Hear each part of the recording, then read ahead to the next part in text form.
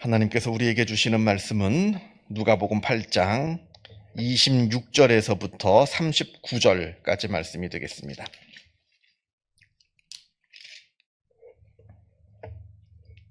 누가복음 8장 26절에서부터 39절.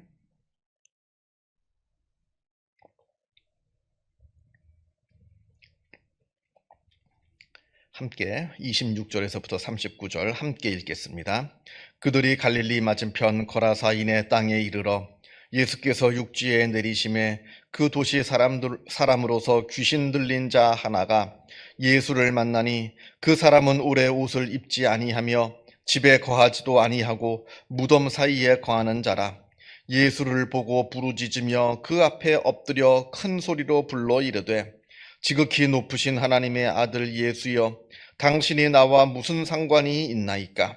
당신께 구하노니 나를 괴롭게 하지 마옵소서 하니, 이는 예수께서 이미 더러운 귀신을 명하사 그 사람에게서 나오라 하셨음이라. 귀신이 가끔 그 사람을 붙잡음으로 그를 쇠사슬과 고랑에 매어 지켰으되 그 맨 것을 끊고 귀신에게 몰려 광야로 나갔더라. 예수께서 내 이름이 무엇이냐 물으신즉 이르되 군대라 하니, 이는 많은 귀신이 들렸습니다. 무조갱으로 들어가라 하지 마시기를 간구하더니 마침 그곳에 많은 돼지떼가 산에서 먹고 있는지라.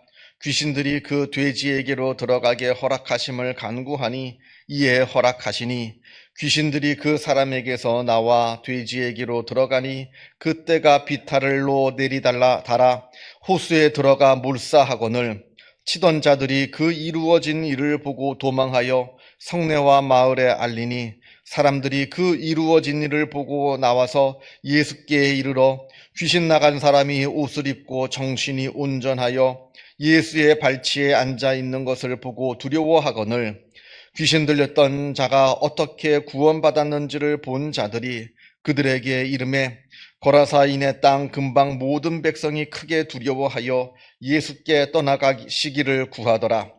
예수께서 배에 올라 돌아가실새 귀신 나간 사람이 함께 있기를 구하였으나 예수께서 그를 보내시며 이르시되 집으로 돌아가 하나님이 내게 어떻게 큰 일을 행하였는지를 말하라 하시니 그가 가서 예수께서 자기에게 어떻게 큰 일을 행하셨는지를 온 성내에 전파하니라.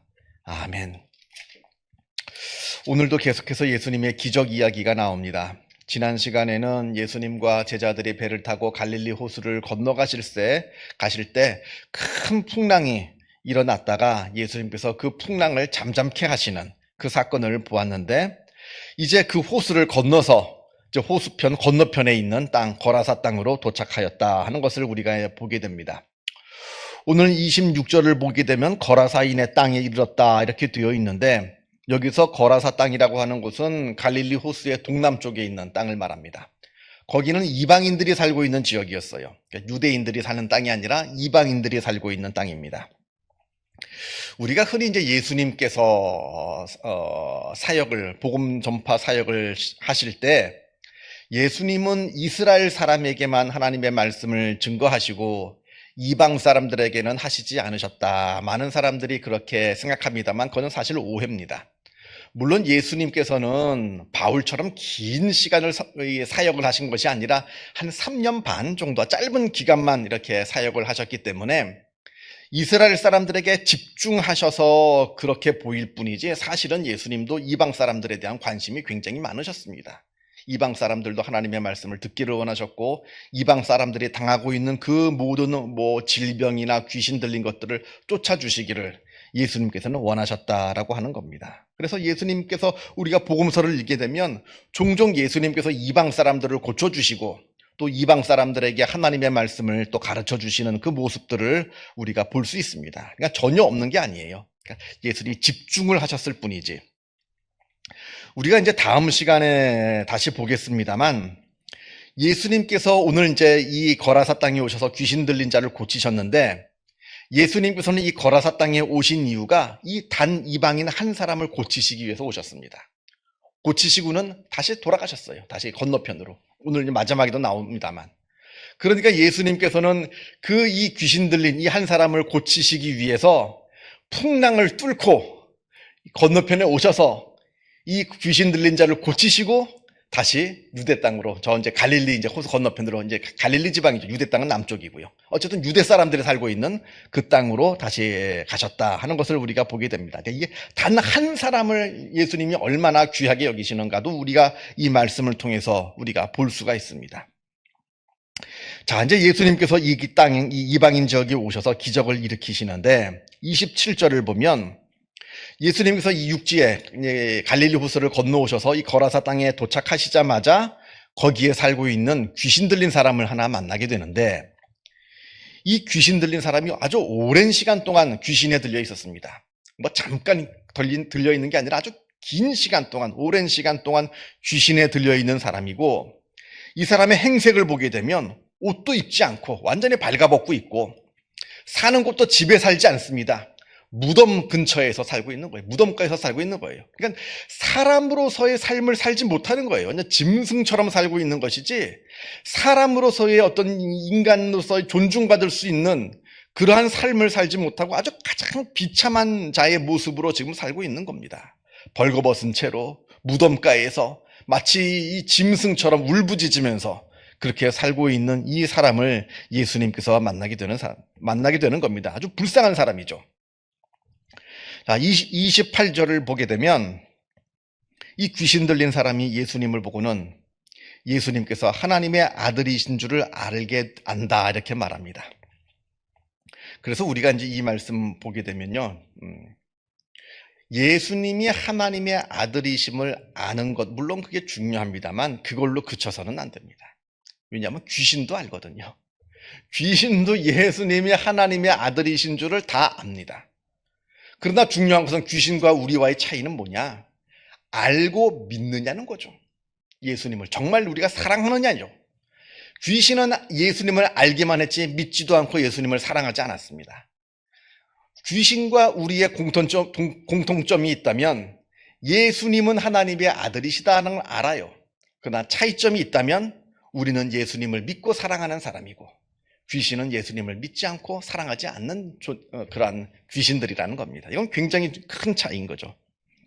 아무튼 이제 귀신이 예수님께서 하나님의 아들이신 줄을 알고는 나를 괴롭게 하지 마옵소서 이렇게 막 소리를 지릅니다. 그러면서 예수님께서 귀신에게 네 이름이 무엇이냐 이렇게 물으시니까 이 귀신이 하는 말이 군대랍니다. 군대. 정확하게 말하면 이제 이 헬라어 원어로 보게 되면 레기온이라고 합니다. 이걸. 레기온이 뭐냐면 로마 군대. 이때는 로마가 이제 이스라엘을 지배하고 있을 때니까. 레기온이라고 하는 것은 3,000명의 군대가 모인 집단을 보고 레기온이라 불렀습니다. 그러니까 너 귀신 보고 네 이름이 뭐냐 물었더니 저는 레기온입니다라고 하는 이야기는 이 사람 몸 안에 거의 3,000마리 가까운 그 귀신들이 지금 우글우글 살고 있다는 얘기예요. 얼마나 비참합니까? 지금 한 사람 몸 안에 3,000마리 가까운 이 귀신들이 모여서 살고 있는 거예요. 그러니까 이 귀신들이 예수님께 부탁을 합니다. 우리로 하여금 무저갱에 들어가게 하지는 마옵소서. 이 무저갱이라고 하는 것은 요한계시록에 나오는 곳인데, 요한계시록을 보게 되면 이제 예수님께서 재림하셔서 세상을 심판하신 후에 사탄과 이 사탄의 추종자인 귀신들을 가두어 놓는 그 영원한 나올 수 없는 그 지하 감옥을 말합니다. 그 감옥에 우리가 들어가지 않게 해 주옵소서 이렇게 부탁을 하는 장면이 나옵니다. 그러자 예수님께서 돼지들이 이제 눈에 보이시니까 돼지들에게로 들어가기를 허락하셨다 이렇게 되어 있습니다. 왜 예수님은 이 귀신들을 무저갱에 가두시지 않으시고 귀신들에게 들어가게 하셨을까? 그러면 또 돌아다니면서 또 다른 사람들을 괴롭힐 거 아니에요. 그 이유는 우리가 알 수가 없습니다. 그건 예수님의 판단이에요. 그건 우리가 알 수 있는 부분이 아닙니다. 그래서 우리가 성경을 보면서 우리가 이해하지 못하겠고 왜 예수님은 이렇게 하셨을까라는 부분들이 종종 나옵니다. 그건 우리의 어리석은 인간의 판단으로 하나님을 이렇다 저렇다 판단해서는 안 돼요. 그냥 하나님께서 뜻이 있으셨나 보다, 다른 계획이 있으셨나 보다 하면서 우리가 순종하는 것이지, 왜 예수님은 그때 귀신들을 무저갱에 가두지 않으시고 돼지들한테 보내셨는가? 우리가 예수님께 비판할 수도 없고 불평할 수도 없다는 얘기입니다. 아무튼 귀신들이 이제 돼지한테 몰려가가지고 이 돼지들이 다 이 호숫가로 뛰어내려가가지고 다 몰살을 합니다. 그러고 이 귀신 들렸던 사람은 치유함을 받아가지고 다 귀신이 나갔으니까 다시 옷을 입고 얌전한 정상적인 사람이 되어서 예수님의 발 앞에 앉아 있습니다. 그러면서 이 귀신 고침받은 이 사람이 예수님을 따르겠다, 내가 예수님의 제자가 되겠다, 이렇게 예수님께 간청을 하는데, 여기서도 우리가 좀 의아한 것이 예수님께서는 그 사람의 간청을 거절하시고 넌 여기 남아있어서 이 일의 증인이 되어라, 이렇게 말씀합니다. 그러니까 이 귀신 고침받은 사람은 예수님의 제자가 되는 대신에 한 사람의 선교사가 되는 거예요. 하나님을 알지 못하는 이 이방 사람들이 살고 있는 지역에 남아서 어떻게 예수님, 하나님의 아들이신 예수님께서 나를 고쳐주셨는지 그거를 증언하는 증인이 되는 겁니다. 선교사가 되는 겁니다. 작은 선교사가 되는 거예요. 사람들이 이제 뭐 예수님 소문을 들을 거 아니에요. 요 거라사에 있는 사람들도 뭐 갈릴리 이 지방에 살고 있는 사람들이니까 아무리 이방인이라 할지라도 예수님의 소문을 들을 거 아니에요.